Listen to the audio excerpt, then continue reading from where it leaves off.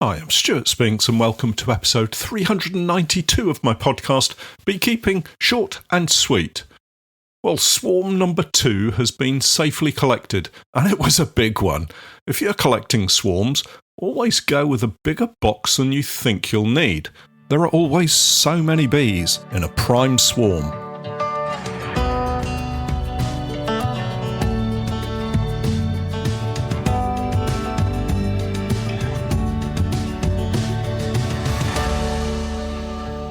Beekeeping Short and Sweet, a beekeeping podcast for the inquisitive beekeeper with a short attention span. A beekeeper, in fact, just like me. Hi everyone, back again for another weekly instalment of my podcast, and I'm glad that you could join me. What a swarmy week I've had. First though, the weather has been the usual changeable spring-like April showery weather. Chilly mornings, although I've seen no frosts, a little light rain, some gloriously warm sunshine, and cloudy drab days, all mixed together in 1 week. I'm back into the weekly inspection routine at last, and in some cases, a 5-day inspection routine, and still some colonies have got away from me. I've also discovered I've got a couple of bad-tempered colonies that will need addressing as soon as possible.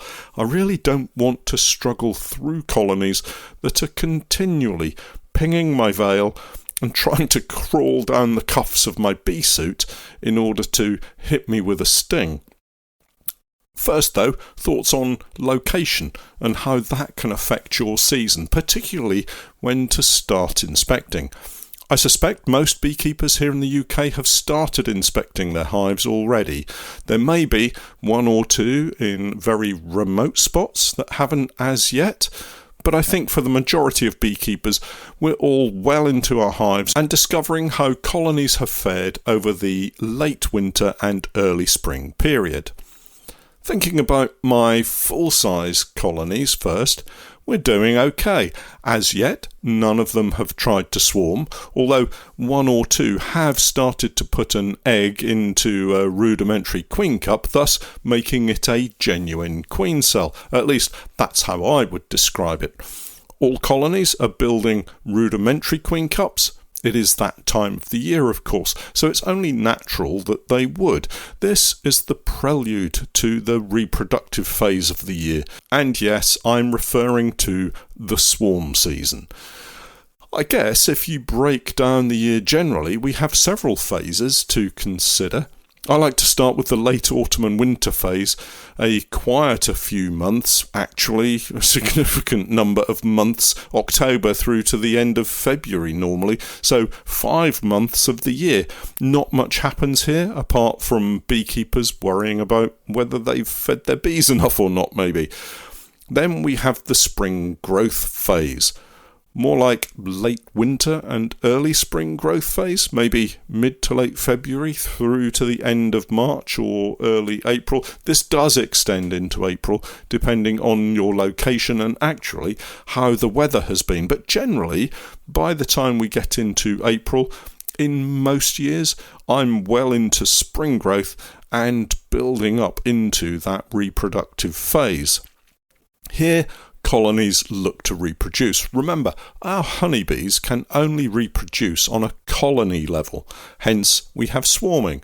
It's interesting to look at this evolution of reproduction, especially when at the same time we're seeing great big bumblebees and huge wasps flying around, starting nests and building up their own colonies, but doing it all alone.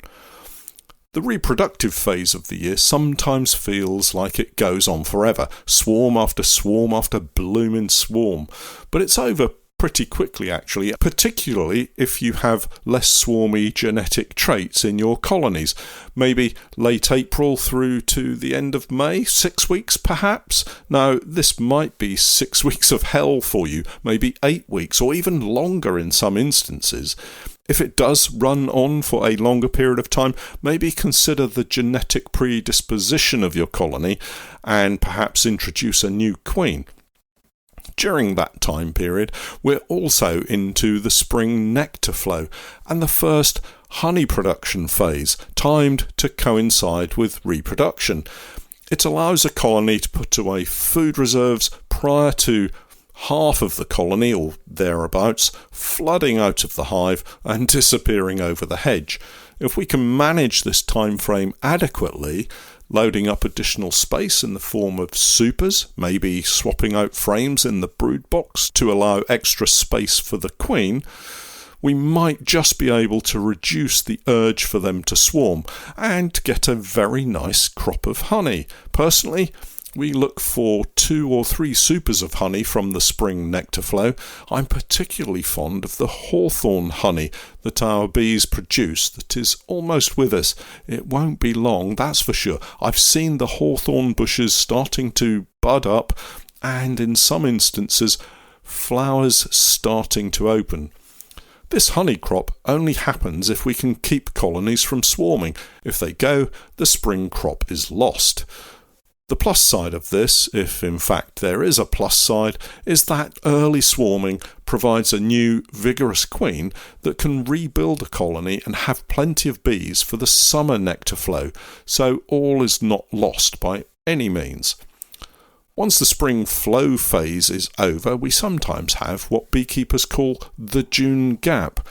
No surprise that it often occurs in June, and that it's a gap in the available forage that our colonies have as the spring flowering plants finish, and we wait patiently or impatiently for the summer flowering plants to deliver their valuable nectar supplies.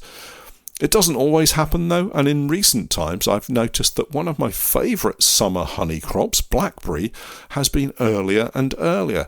It used to be that our summer crop of honey, predominantly the blackberry, would deliver for most of late June and well into July, gradually drying up around the last week of July, at which point I would call it the end of the season and we would remove supers, extract and begin the process of winter preparation. Yep, winter preparation in August. In recent times though, the June gap has been non-existent, and the blackberry has jumped into that space, but with it, the end of the season also appears a couple of weeks earlier. So the summer honey production phase of the season appears, well, now it's almost early June instead of late June or even early July. And then it runs all the way through to the end of July and usually into the first or second week of August. Now, please do remember, I'm being very specific about my particular location here. Many of you will have other crops that you can look to and variable timings.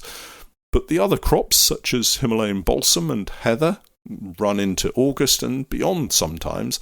Then finally, and for me particularly, there could be a crop of ivy honey to take advantage of. But that falls bang in the middle of our normal autumn treatment phase, so it needs careful management.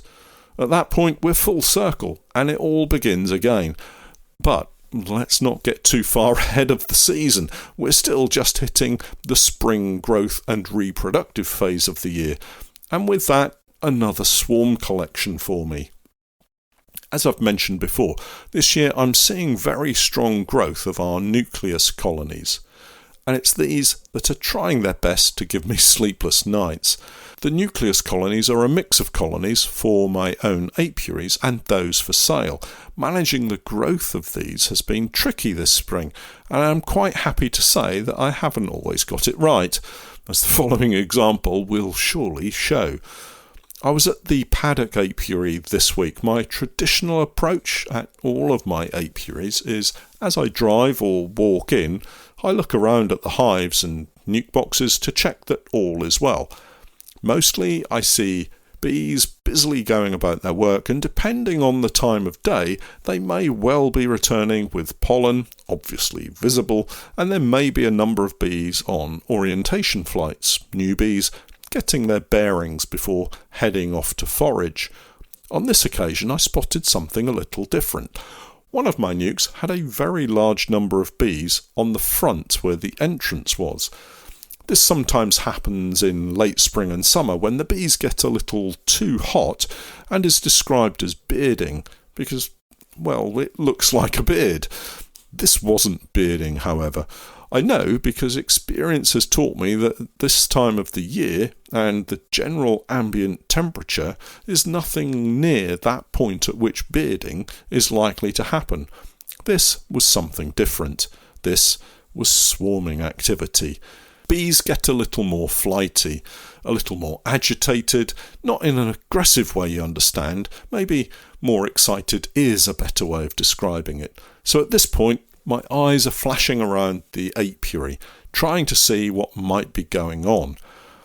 Again, at this time of the year, I'm always scanning the hedge line, trees, sheds, stacks of supers, any spare equipment that I have. In fact, anything that a swarm of bees might find interesting as a temporary or even permanent future home. If you're lucky enough to arrive at your apiary just at the point of the swarm leaving, I'm not sure if that's lucky or not, but if you happen to see them leave, you might be in a position to do something about it. Luck was on my side on this occasion. I spotted a cloud of bees clamouring around a nearby shrub, and sure enough, there was a large cluster of bees beginning to settle on a couple of branches. If you find yourself in this situation, the best thing to do is wait. Don't rush in and risk disturbing the bees as they settle, and see them then take to the air once more and disappear over the hedge because you've disturbed them. My process was, yes, keep an eye on them, but get myself ready and get the equipment that I thought I would need ready and close by. Prime swarms are really large, sometimes very, very large. Do bear this in mind if you're attending a skep making class, and stick a couple of extra ropes, if that's what they're called, around the skep to make it large. Remember, the prime swarm is the first swarm to come out of the colony, and it's always going to be the largest. For me here, I had nuke boxes. Fortunately, they were Langstroth, so I could make up 2 nuke brood boxes, giving a total of 12 frames. A really nice size for what I needed. Bee suit on, smoker lit, now to be patient. Let them settle. Luckily, I had to carry out a number of inspections, so I focused on that for about 20 or 30 minutes and then went back to check on the swarm. Sure enough, they had formed a large cluster around several branches of what I think was a blackthorn bush, and they were quite content to sit there waiting for the next part of their journey. This initial stage is something of a temporary location normally, while the scouts head off to try to find something more suitable. Secateurs at the ready, I trimmed the lower branches away so I could get the nuke box settled beneath them. Here I should mention, if you're out collecting a swarm from somebody's garden, do make sure to ask if it's okay to cut away stems and branches before you just launch yourself in and hack down their prize shrub. Doing this without asking could get you into trouble. I like to trim back as close to the cluster as possible and then bend the branch down to the box before giving it a good shake to knock the bees off and into the waiting receptacle. Remember, all we're trying to do is to get the queen inside the box, be it a cardboard box, a skep, or, as in this case, a double nuke. Once we have the queen, generally, the bees will follow. A quick shake and in they dropped. Mostly. Part of the cluster fell to the ground, missing the box on one side. But don't panic if this happens. Get as many of the bees in as possible and then pop on the roof. If the queen is in there, we'll find out soon enough. The bees will fan at the entrance with their Nazanov glands, or, if not, they'll flood out of the box like rats abandoning a sinking ship. Not that I've ever seen that happen, you understand. Once in the box, it's time to again leave them to it. The best thing to do is to grab a drink and wait, or in my case, finish the inspections I was in the middle of doing and check when I was done. Thankfully, the queen was in the box, the bees were at the entrance fanning, and the remaining bees around the hive were gradually realising that they had a new home and were heading into the nuke. Job done. It's really pleasing when it all goes according to plan, but if it doesn't, don't panic. let them settle again, and start all over once more. I've done that so many times. Eventually, they'll either go into the box or get fed up with your attempts and fly off somewhere else.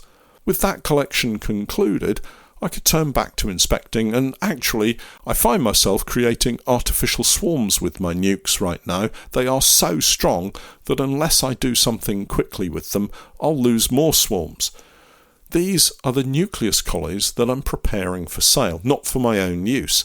Those colonies are being moved into full-size hives as soon as they are ready. The artificial swarming of a nucleus colony is exactly the same as a full-size hive. I have plenty of nuke boxes ready, and they're filled with frames of foundation, so it's a simple case of finding the queen, simple most of the time, and of course that's so much easier if you have her marked. The easiest way to find her is to move the nuke to a different location in the apiary and replace it with the empty one.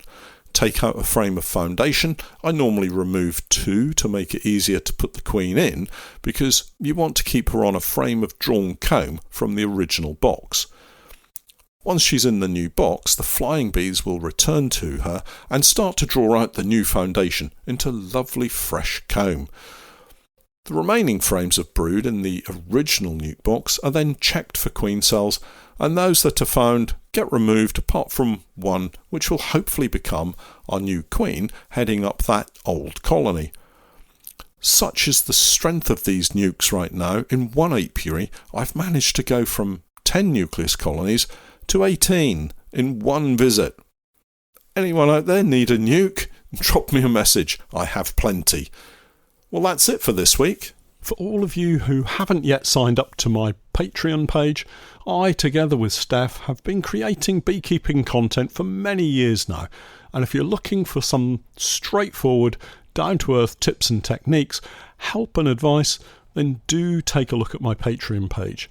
We have over 1,700 individual beekeeping posts, videos and podcasts filled with useful and timely help and advice. My approach is pragmatic and calm, sometimes entertaining, but always with help and support for the beekeepers at the heart of what I do.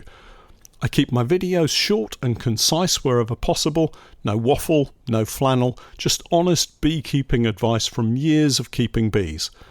Take a look and join me for the new 2026 beekeeping season. It'll cost you less than a jar of honey, and you never know, there may be something there that will help improve your beekeeping.